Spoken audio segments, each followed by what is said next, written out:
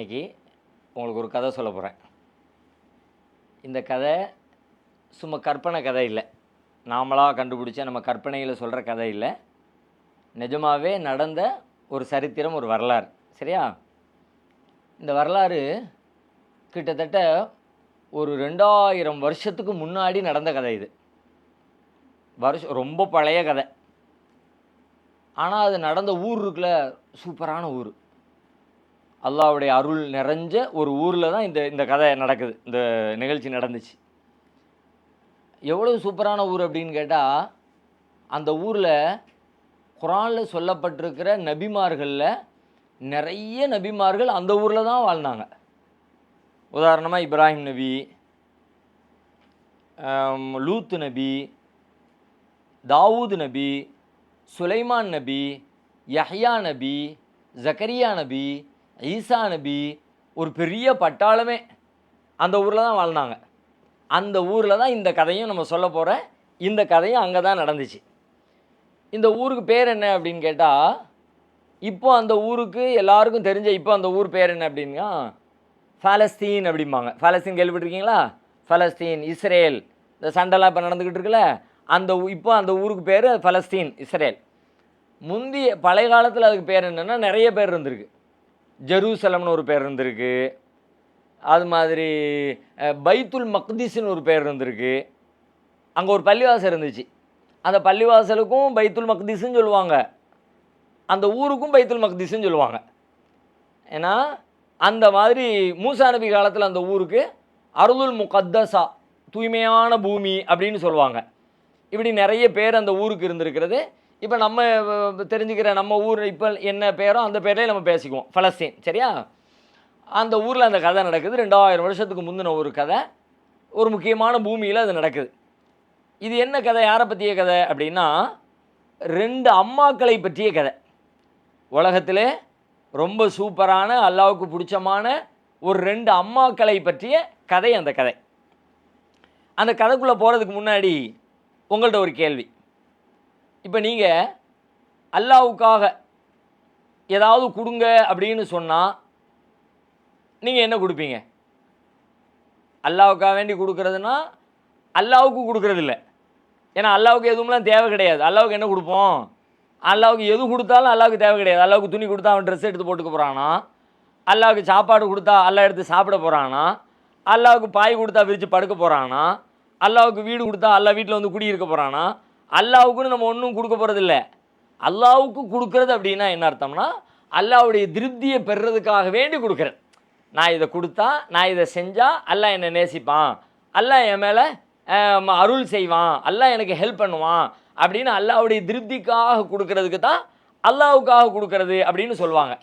ஆனால் இந்த அம்மாவில், இந்த 2 அம்மாவில் ஒரு அம்மா, மூத்த அம்மா ஒரு அம்மா, அவங்களுக்கு பிறந்த பொண்ணு அவங்க ஒரு அம்மா. இப்போ இந்த அவங்களுடைய அம்மாவுடைய அந்த பிள்ளையோட அம்மா இருக்காங்கல்ல, அந்த அம்மா என்ன கொடுத்தாங்க அப்படின்னா, அல்லாஹ்வுக்காண்டி கொடுக்கணும்னு நினைக்கிறாங்க. கொடுக்கணும்னு நினச்சா யாரும் வந்து அவங்கள்ட்ட கேட்கலை, அல்லாஹ்வுக்காண்டி கொடுமா அப்படின்லாம் யாரும் கேட்கலை. ஆனால் அவங்களா நினைக்கிறாங்க, நம்ம என்ன அல்லாஹ் வந்து கேட்டு தான் கொடுக்கணுமா? நமக்கு என்ன அல்லாஹ் எல்லாம் கேட்டால் கொடுத்தான்? நம்ம கேட்காமலே அல்லாஹ் எல்லாம் கொடுத்துக்கிட்டு இருக்கான்ல. இந்த கண்ணு அல்லாஹ் தான் கொடுத்தான். நம்ம எல்லாம் கேட்டவா செஞ்சோம்? யாரெல்லாம் எனக்கு கண்ணு தான்னு கேட்டால் நமக்கு அல்லாஹ் கண்ணு கொடுத்தான். அல்லாஹ் நமக்கு சாப்பாடு தர்றான், நம்ம கேட்டால் சாப்பாடு தர்றான். நமக்கு ஒரு நம்மளை பார்த்துக்கிறதுக்கு ஒரு அத்தா அம்மாவை அல்லாஹ் கொடுத்தான். நம்மளா கேட்டோம், இந்த அத்தா இந்த அம்மா எனக்கு வேணும், இந்த அம்மா சரியில்லை அந்த அம்மா கொடு, அப்படி இல்லாமல் கேட்டோம். அப்போ நம்ம கேட்காமலே நமக்கு அம்மாவை கொடுத்தான், அத்தாவை கொடுத்தான், ஆரோக்கியத்தை கொடுத்தான், நமக்கு நல்ல வாழ்கிறதுக்கு வசதியை கொடுத்தான், நமக்கு வீடு கொடுத்தான், எல்லாம் கொடுத்தான். அப்போ நம்ம எதுக்கு அல்லாஹ் கேட்டு கொடுக்க வேண்டியது இருக்குது? கேட்காமலே நம்ம கொடுப்போம். அல்லாஹ் நமக்கு நிறைய செஞ்ச மாதிரி நம்மளும் அல்லாஹ்வுக்காக நாம் நிறைய காரியங்கள் செய்யணும் அப்படின்ட்டுன்னு என்ன கொடுக்கலாம்னு யோசித்து கடைசியில் ஒரு முடிவுக்கு வர்றாங்க, தான் பெத்த பிள்ளையே கொடுத்துருவோன்னு முடிவு வந்துட்டாங்க. என் பிள்ளைய அல்லாஹ்வுக்காண்டி கொடுக்குறேன் அப்படின்னு எப்படி இருக்கும் பாருங்கள். யாராவது செய்வாங்களா? அல்லாஹ்வுக்காண்டி கொடுக்குறதுனா அவ்வளோதான், அவங்கள கொடுத்துருவாங்க, பள்ளியாசலை விட்டுருவாங்க. அதுக்கப்புறம் அந்த பிள்ளை பள்ளியிலே இருக்கும், பள்ளியிலே தூங்கும், பள்ளியிலே சாப்பிடும், பள்ளியாசல வேலைகள்லாம் பார்க்கும், பள்ளியை க்ளீன் பண்ணிக்கும், பள்ளிக்கு வரக்கூடியவங்களுக்கு என்னென்ன ஹெல்ப்லாம் பண்ணணும் அதெல்லாம் செய்யும், அந்த ஊருக்கு என்னென்ன தேவைகள்லாம் இருக்கோ அதெல்லாம் செய்வாங்க. எல்லாம் அல்லாஹ்வுக்காண்டி அந்த பிள்ளை சர்வீஸ் பண்ணுவாங்க. அப்போ முழுசாக, ஏன்னா இப்போ பிள்ளைங்க வந்தாங்கன்னா பெற்றவங்களுக்கு சர்வீஸ் பண்ணுவாங்கல்ல. இப்போ நம்மலாம் வளர்ந்துட்டு, நீங்களாம் வளர்ந்துட்டீங்கன்னு வைங்க, வளர்ந்ததுக்கு பிறகு நீங்கள் அத்தாவுக்கு வீடு வாங்கி கொடுப்பீங்க, அத்தாவுக்கு நல்ல சொகுசான இடம் வச்சுருப்பீங்க, அத்தா அம்மாவை நல்ல இடத்துல பாதுகாப்பீங்க, நல்ல வைத்தியம் பண்ணுவீங்க, நீங்கள் சம்பாதிச்சு உங்கள் பேரண்ட்ஸை நீங்கள் பார்ப்பீங்க. அப்போ இவங்க பள்ளியாசலில் கொண்டு விட்டாச்சுன்னா பேரண்ட்ஸுக்கு ஹெல்ப் இல்லை, எல்லாமே ஊருக்கு ஹெல்ப், ஊரில் உள்ள எல்லாத்துக்கும் ஹெல்ப் பண்ணுவாங்க, யார் வந்து என்ன உதவி கேட்டாலும் செய்வாங்க. அப்படி என் புள்ள ஊருக்கே உதவி செய்யக்கூடியவனாக இருக்கணும் அப்படின்னு அல்லாவுக்காக தன்னுடைய பிள்ளையே கொடுத்துட்றேன் அப்படின்னு அல்லாஹ்ட்ட நேர்ச்சை பண்ணிட்டாங்க. யாரில்ல நான் உனக்காக கொடுக்குறேன், எதை கொடுக்குறேன்னு தெரியுமா, நான் என் பிள்ளையே உனக்கு கொடுத்துறான்ல அப்படின்னு. அப்போ எவ்வளோ சூப்பரான அம்மா, அல்லா மேலே எவ்வளவு நேசம் இருந்தால் அல்லது அல்லா மேலே எவ்வளோ பயம் இருந்தால் இப்படி அல்லாவுக்காக வேண்டி தான் பிள்ளைய கொடுக்குறேன் அப்படின்னு சொல்லுவாங்க. இப்போ நம்ம அம்மா மாதிரிலாம் நம்ம சின்ன பிள்ளையா இருக்கணும் வைங்க, பக்கத்து வீட்டுக்கு கூட கொடுக்க மாட்டாங்க, பிறந்த பிள்ளைய அடுத்த வீட்டுக்கு கூட கொடுக்க மாட்டாங்க, வீட்டுக்குள்ளேயே வச்சுருப்பாங்க, ஹாஸ்டலில் தங்க விட மாட்டாங்க. அது எப்படி என் பிள்ளைய எப்படி ஹாஸ்டலுக்கு அனுப்புகிறேன், நானே வச்சுக்குவேன் நானே பார்த்துக்குவேன் அப்படின்னு ஹாஸ்டலுக்கு அனுப்ப மாட்டாங்க. இவங்க முழுசாக அல்லாவுக்காக என் பிள்ளைய நான் கொடுத்துட்றேன் அப்படின்னு சொன்னால் ரொம்ப அல்லா மேலே ரொம்ப பயபக்தி உள்ள ஒரு அம்மா அந்த அம்மா. அதனால் அப்படி முடிவு எடுத்திருக்காங்க. அவங்க மட்டும் இல்லை, அவங்க வீட்டில் எல்லாருமே, அவங்க ஹஸ்பண்டும் அப்படி தான்.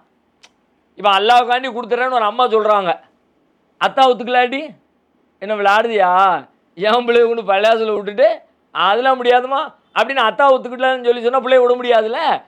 அந்த அத்தாவும் ஒத்துக்கிட்டாங்க. அவரும் அப்போ சூப்பரான ஒரு அத்தா, அம்மாவும் சூப்பரான ஒரு அம்மா, அத்தாவும் சூப்பரான ஒரு அம்மா. அத்தா மட்டும் இல்லை, அந்த வீட்டில் இருக்க குடும்பத்தில் இருக்கிற எல்லாருமே இதை ஒத்துக்கிறாங்க. ஓகே, நல்லது தான், நல்ல காரியம்தான், அல்லாவுக்காண்டி தான் செய்கிறோம், இதுக்கு பிரதிபலனை அல்லாஹ் நமக்கும் தருவான், நம்ம பிள்ளைக்கும் தருவான், இந்த சமூகத்துக்கும் நிறைய நன்மை கிடைக்கும், நாளைக்கு மறுமையில் நமக்கு ஜன்னத்து கிடைக்கும், அதனால நம்ம கொடுக்கலான்னு மொத்த குடும்பமுமே சேர்ந்து அதை ஒத்துக்கிறாங்க. இப்போ இந்த இந்த பிள்ளையோட அத்தா யார் தெரியுமா, அம்மா யாருன்னா அம்மா பற்றி பேசிக்கிட்டு இருக்கோம், நேர்ச்சை பண்ணினாங்களா அவங்க தான் அம்மா. அம்மாவுக்கு பேர் என்னன்னு தெரியல, அம்மாவுடைய பேர் அல்லாவும் சொல்லலை ரசூல்லாவும் சொல்லலை, நமக்கு பேர் தெரியாது. அவங்க அத்தாவுடைய பேரை அல்லாஹ் சொல்கிறான். அந்த பிள்ளையோட எந்த பிள்ளைய நேர்ச்சை பண்ணினாங்களோ அந்த பிள்ளையோடைய அத்தா பேர் என்னன்னா, அத்தா பேர் இம்ரான். அத்தா பேர் என்னது, இம்ரான். இம்ரான். அப்போ அத்தாவும் நல்ல அத்தா, சரியா? ஓகே, அத்தா மட்டும் இல்லை, குடும்பமே நல்ல குடும்பம்ல.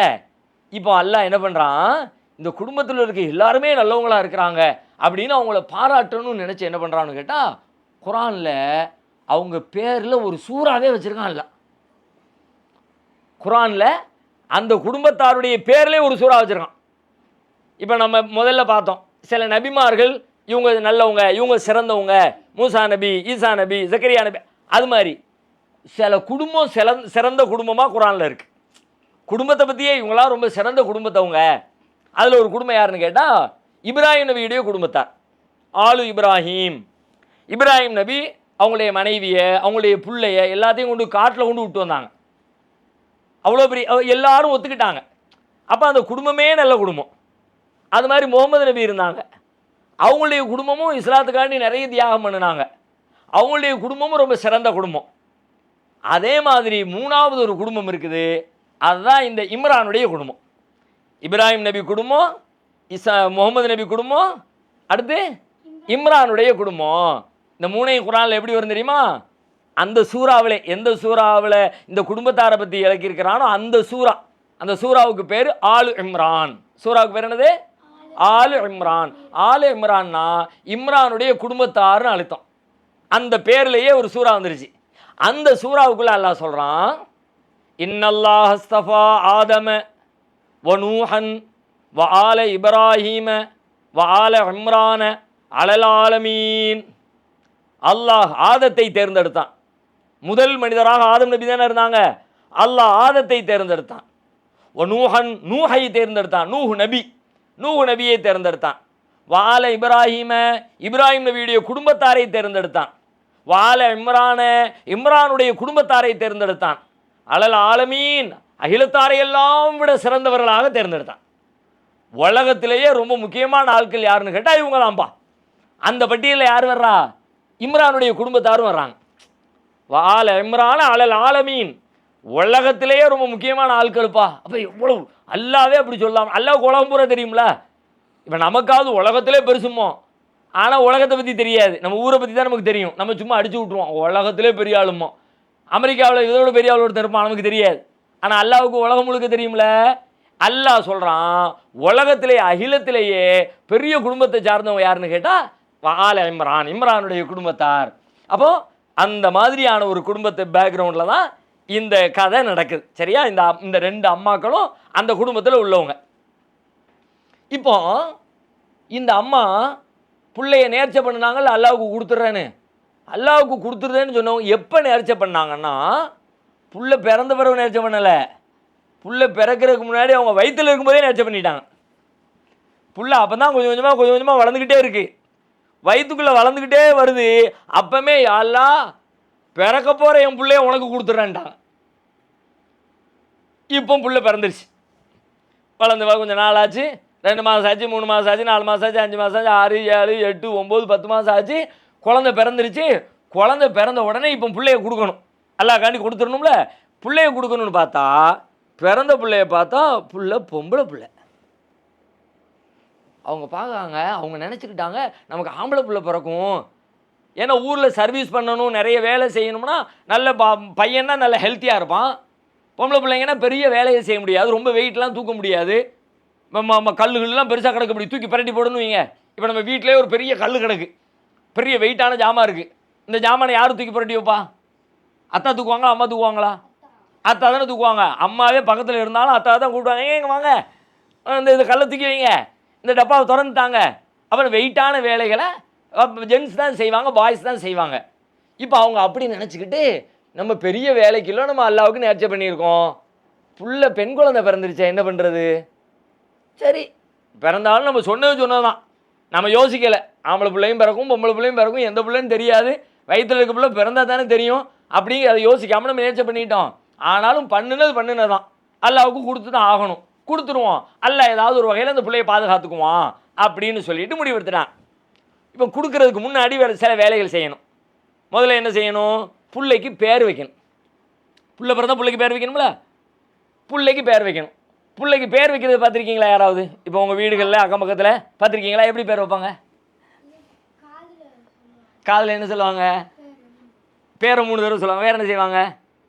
யார் சொல்லுவா? அஜரத்து சொல்லுவாங்க. நீங்கள் பார்த்துருக்கீங்களா? இப்படி தான் செய்வாங்க. பிள்ளைக்கு பேர் வைக்கிறதுக்கு என்ன பண்ணுவாங்கன்னா, அஜரத்தை கூப்பிட்டு வருவாங்க. அஜரத்து என்ன செய்வார்னா, பாங்கு சொல்லுவார். காதில் என்ன சொல்லுவார்? பாங்கு சொல்லுவார்.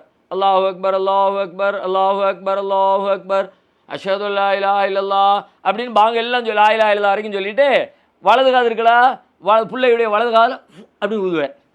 அதுக்கப்புறம் பிள்ளை இப்படி திருப்பி வச்சுக்கிறாரு. இடது காது தெரியுற மாதிரி வச்சுக்குவாங்க. இப்படி வச்சுக்கிட்டு அல்லாஹ் அக்பர், அல்லாஹ் அக்பர், இகாமத்து சொல்லுவாங்க. இகாமத்து எப்படி சொல்லுவாங்க? கது காமத்தி சலா, அல்லாஹு அக்பர், அல்லாஹு அக்பர், லா இலாஹ இல்லல்லாஹ் இடது காதில் ஊதிடுவாங்க. அதுக்கப்புறம் நீ சொன்ன மாதிரி பேர் அந்த புள்ள காதில் பேரை சொல்லுவாங்க. தாமாட்ட கேட்பான், என்னம்மா பேர்? இப்ராஹிம் அப்படி வைங்க. இப்ராஹிம் அப்படின்னு மொட்டையாக சொல்ல மாட்டாங்க, அதுக்கு முன்னாடி ஒரு வார்த்தையை சொல்லுவாங்க. சம்மாக் அல்லாஹு இப்ராஹிம், அல்லாஹ் உனக்கு இப்ராஹிம்னு பேர் வச்சுருக்கான், அல்லாஹ் உனக்கு இப்ராஹிம்னு பேர் வச்சுருக்கான் அப்படிம்பாங்க. இப்படி தான் ஊருக்குள்ளே பெரும்பாலும் பேர் வைக்காங்க. ஆனால் உண்மையில் எப்படி பேர் வைக்கணும்னு தெரியுமா? இப்படியெல்லாம் வைக்கக்கூடாது. இந்த வலது பக்கத்தில் காதில் பாங்கு, இடது காதில் இகாமத்து. அல்லாஹ் உனக்கு பேர் வச்சான், அல்லாஹ் பேர் வச்சான், இவர் தான் வைக்காரு. உங்கள் அத்தா அம்மா தான் செலக்ட் பண்ணியிருக்காங்க. அல்லாஹ் சில பேருக்கு வச்சுருக்கான். குரான்லேயே ஒரு ஆளுக்கு வச்சதா சொல்கிறான் அல்லாஹ். ஜக்கரியா நபின்னு ஒரு நபி இருந்தாங்க. அந்த நபிக்கு ஒரு புள்ள பிறந்துச்சு. அந்த பிள்ளைக்கு புள்ள பிறக்க போகிறதுக்கு முந்தைய அல்லாஹ் சொல்லிடுவான், உங்களுக்கு ஒரு புள்ள பிறக்க போகுது, அந்த பிள்ளைக்கு பேர் யஹியான்ருவான். அல்லாவே பேர் வச்சான், அது அல்லாவே வச்ச பேர். அப்போ அது மாதிரி அல்லாஹ் வச்சா ஓகே. இப்போ நமக்குலாம் யார், எனக்கு என்ன அல்லாஹ் வச்சான், உங்களுக்கு என்ன அல்லாஹ் வச்சான்? அல்லாஹ்லாம் வைக்கலை. ஆனால் இவங்க இப்படியே ஒரு வேலையை செஞ்சுக்கிட்டு இருக்கிறாங்க. ஆனால் இப்படி பேர் வைக்கிறது இல்லை. இஸ்லாத்தில் பேர் வைக்கிறதுனா என்னன்னா, அதை இந்த செய்தியின் வழியாக அல்லாஹ் நமக்கு சொல்கிறான். இந்த வரலாற்றில் இந்த நம்ம பார்த்துக்கிட்டு இருக்கிறோம்ல, இந்த அம்மா இவங்களுடைய புள்ளை பிறந்துருச்சு, இப்போ இந்த பிள்ளைக்கு பேர் வைக்கிறாங்க. எப்படி வைக்கிறாங்க தெரியுமா? அதை பெற்ற அம்மா தான் பிள்ளைக்கு பேர் வைக்காங்க. பேர் வைக்கிறதுக்கு தகுதியான ஆள் யாருன்னு கேட்டால், நம்ம ஊர் பள்ளியாசல் இருக்க அஜர்த்து இல்லை, நம்மளை பெற்ற அம்மா தான். அந்த அம்மா தான் மனசார, ஏன்னா கஷ்டப்பட்டு அவங்க தானே பெற்றிருக்காங்க. புள்ள நல்லா இருக்கணும், இந்த பேர் உலகம் முழுக்க நிற்கணும் அப்படின்னு அந்த அம்மாவுக்கு இருக்கிற ஆசை அஜரத்துக்கு இருக்குமா? இருக்க வாய்ப்பு இல்லை. அப்போ அதனால் அம்மாவுக்கு தான் அதுக்கான ரைட்ஸ் இருக்குது. இப்போ அந்த பிள்ளைய பிறந்த உடனே அந்த பிள்ளைக்கு அந்த அம்மா பேர் வைக்கிறாங்க. பேர் வைக்கிறது என்ன? பேரை சொல்லி கூப்பிடுறது, அவ்வளோதான்.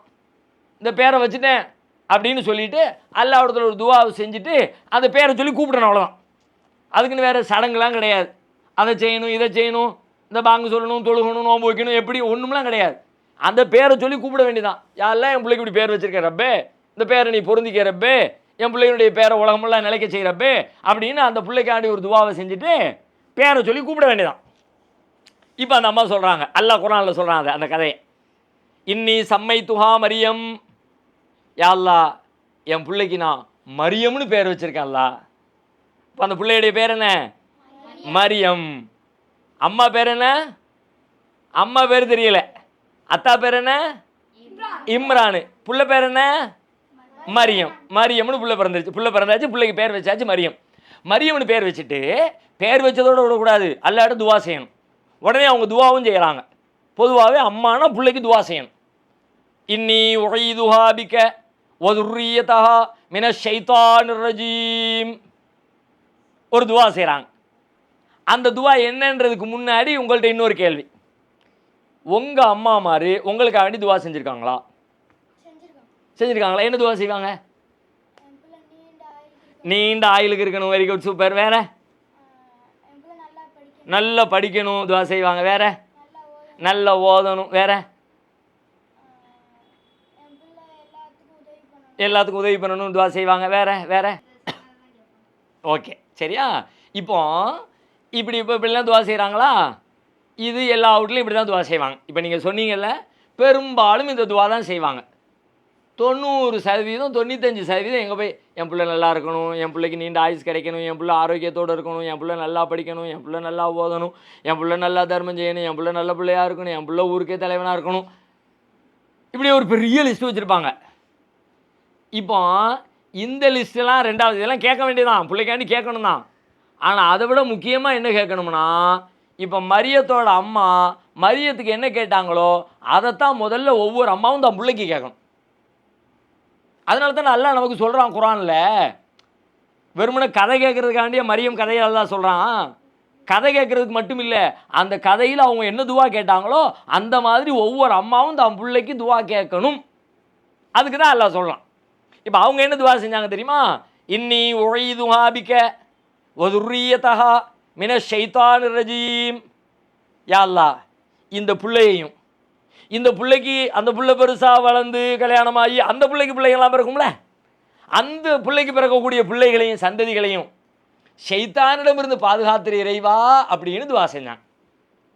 எப்படி துவா செஞ்சாங்க? யா அல்லாஹ் இந்த பிள்ளையும் என் மரியத்தையும் மரியத்துடைய சந்ததிகளையும் ஷைத்தான்கிட்டருந்து நீ பாதுகாத்துறப்பே அப்படின்னு அல்லாஹ்ட்ட துவா செஞ்சாங்க. அப்போ நம்ம அம்மாமார் முதல்ல என்ன துவா செய்யணும்னா இதுதான் துவா செய்யணும். இப்போ நீங்கள் என்ன செய்யணும் தெரியுமா?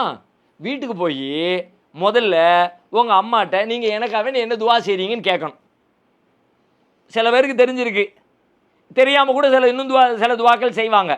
நீங்கள் என்னம்மா எனக்காண்டி துவா செஞ்சீங்க அப்படின்னு கேட்கணும். எப்படி துவா செய்வீங்க? அவங்க சொல்லுவாங்க, உனக்கு அதை அப்படிம்பாங்க. நீங்கள் என்ன சொல்லணும்னு கேட்டால், இந்த துவா இல்லாமல் வேறு ஏதாவது துவா சொன்னாங்கன்னு வையே, சரிம்மா அந்த துவாலாம் கேளுங்க, அதெல்லாம் ரெண்டாவது வச்சுருங்க, அதுக்கு முன்னாடி உங்களுக்கு ஒரு நான் துவா சொல்லி தர்றேன், அந்த துவாவை நீங்கள் கேளுங்க. இப்படி தான் ஒவ்வொரு அம்மாவும் முதல்ல தான் பிள்ளைக்கு கேட்கணும் அப்படின்னு அல்லாஹ் சொல்கிறான்ட்டுன்னு இந்த துவாவை சொல்லிக் கொடுங்க. எங்களுக்காக வேண்டி நீங்கள் எனக்கும் என்னுடைய சந்ததிகளுக்கும் ஷைத்தான் தீண்டாமல் இறைவா நீ பாதுகாத்துரு அப்படின்னு எனக்காக வேண்டி நீங்கள் துவா செய்யுங்கம்மா அப்படின்னு உங்களுடைய அம்மாக்கள்கிட்ட நீங்கள் துவா செய்யுங்கன்னு கேட்கணும். சரியா? இப்போ அடுத்து துவா செய்யுங்கன்னு கேட்டாச்சு. வெறுமனே கேட்டால் மட்டும் போதாது, நாம் துவா செய்கிற மாதிரி நடக்கவும் செய்யணும். சில பேர் போய் சொல்லிடுவான், ஏம்மா துவா செய், அம்மா துவா செய்வாங்க, ஆனால் இவன் செய்கிறதெல்லாம் துவா செய்கிற மாதிரி இருக்குது, திட்டுற மாதிரியே வேலையை செய்யணும். எத்தா கடையில் போய் ஒரு சீனி வாங்கிட்டு வந்துட்டு 6 கிலோ வச்சு பாமா உனக்கு ஒரு வேலையே இல்லை, ஃபோன் பண்ணிக்கிட்டே இருப்பான். இந்த இந்த இந்த ஹாலை கொஞ்சம் பெருக்கிருத்தா அப்படின்னா அப்போ அவனுக்கு வேலையே இல்லை, அவன் சாமி உட்காந்து சிப்ஸ் தின்னுக்கிட்டு இருப்பான், லேஸ் தின்னுக்கிட்டு இருப்பான், குறுக்கரே தின்னுட்டு இருப்பான். ஒரே அதை திங்க அதைத்தான் நான் அதை தான் திம்பேன், நான் டைரி மில்க் தான் வாங்கி சாப்பிடுவேன், வேணாத்தான் கடல் முட்டையை சாப்பிட்டதா நல்லது தான். அதான் என்ன சொன்னாலும் அம்மா சொன்னால் கேட்குறது இல்லை. நைட்டு 10 மணி ஆகிடுச்சு, தூங்கு, அவன் இப்படியே உட்காந்து ஃபோனை பார்த்துக்கிட்டு ரீல்ஸ் பார்த்துக்கிட்டு இருக்குது, ஷார்ட்ஸ் பார்த்துக்கிட்டு இருக்குது, எனக்கு தேவை ஒன்று இப்படியே பண்ணிக்கிட்டே இருக்குது. இப்போ அம்மா என்ன செய்வாங்க? உனக்கு துவா செய்வாங்க, கோவம் தான் வரும், எரிச்சல் தான் வரும். அப்போ எரிச்சலில் திட்டி விட்ருவாங்க.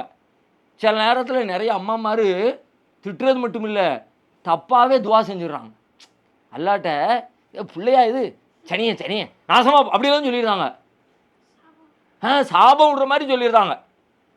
அப்போ நம்ம அது மாதிரி நடந்துடக்கூடாது. அம்மாட்ட சொல்லணும், அம்மா எனக்கு துவா செய்யுங்கம்மா, கண்டிப்பாக எங்களை திட்டுற மாதிரி துவா செஞ்சிடாதீங்கம்மா, நான் அப்படியெல்லாம் இருக்க மாட்டேம்மா, நான் முடிஞ்ச வரைக்கும் என்னால் இயன்ற வரைக்கும் நான் நல்ல பிள்ளையாவே கட்டுப்பட்ட பிள்ளையாவே நான் இருப்பேம்மா. ஒருவேளை அப்படி தப்பு தவறி தெரியாமல் சின்ன பிள்ளைத்தனத்தில் குறும்புத்தனத்தில் ஏதாவது தப்பு பண்ணிட்டா அதை மனசில் வச்சுக்காமல் மன்னிச்சிருங்கம்மா அப்படின்னு அம்மாட்ட சொல்லி வச்சிடணும். சரியா? சில அம்மாக்கள் நீங்கள் சொல்லாமலே செஞ்சுருவாங்க, சில அம்மாக்களுக்கு நீங்கள் சொல்லிட்டா கண்டிப்பாக செஞ்சிருவாங்க.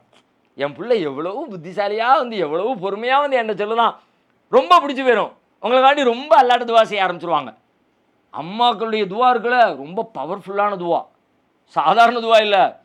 அல்லாஹ்விடத்தில் வெயிட்டு கூட. ஏன்னா அம்மா மனசார கேட்பாங்க, தன் பிள்ளை நல்லா இருக்கணும் அப்படின்னு உலகத்தில் வேறு யாரையும் விட ஒரு அம்மா நினைக்கிற அளவுக்கு உலகத்தில் வேறு யாரும் நினைக்கவே மாட்டாங்க. எங்கள் அம்மா எனக்காண்டி துவா செய்வாங்க. எங்கள் அம்மா இப்போ இல்லை, ஆனால் இருக்கிற காலத்தில் சிறு வயசில் எனக்கு எங்கள் குடும்பத்தில் எனக்கு ரொம்ப ரொம்ப ரொம்ப துவா செய்வாங்க. எப்போ பார்த்தாலும் எங்கள் அம்மா அடிக்கடி நோன்பு வைப்பாங்க. ஏம்மா நோன்பு வைக்கிற அப்படின்னு கேட்டால், உனக்காகத்தான் தா, உனக்கான எனக்கு இல்லை, அல்லாவுக்காகத்தான். நோன்பு வச்சுட்டு எனக்கு துவா செய்வாங்க, எல்லாம் இந்த நோன்பு உனக்காகத்தான் வச்சேன், என் பிள்ளைக்கு நல்லது கூட, என் பிள்ளைக்கு அதை செய்ய எனக்காக வேண்டி துவா செய்ய நினைக்கும் போதெல்லாம் எங்கள் அம்மா நோன்பு வச்சு துவா செய்வாங்க. நிறைய துவா செய்வாங்க. கோபம் வந்தால் கூட எப்படி திட்டுவாங்க தெரியுமா? இப்போ நம்ம பார்க்குறோம்ல அம்மா மாதிரி எப்படி திட்டுறாங்கன்னு. எங்கள் அம்மா கோபம் வந்தால் கூட கெட்ட வார்த்தையில் திட்டவே மாட்டாங்க. என்ன மட்டும் இல்லை, என்னைய எங்கள் அக்காவை எங்கள் அண்ணனை யாரையுமே சரி. ஏன்னா அது அல்லாஹ் அந்த துவாவை ஏற்றுக்கிட்டாங்கன்னா நம்ம திட்டும்போது நம்ம பிள்ளை வாழ்க்கை நாசமாக போயிடக்கூடாது அப்படின்னு திட்டும்போது கூட எப்படி திட்டுவாங்க தெரியுமா? நம்ம என்ன மாதிரி செஞ்சுருவோம், சேட்டை பண்ணிடுவோம். சேட்டை பண்ணுவோம், கடுமையான கோவம் சொல்லிக்கிட்டே இருக்கேன், அப்படியே கோவம் பல்ல கடிச்சிக்கிட்டே. நான் இப்போ தப்பான வார்த்தை சொல்லிடுறோம்ல, அப்படி சொல்லாமல் நல்லா இருப்பானே அப்படிம்பாங்க.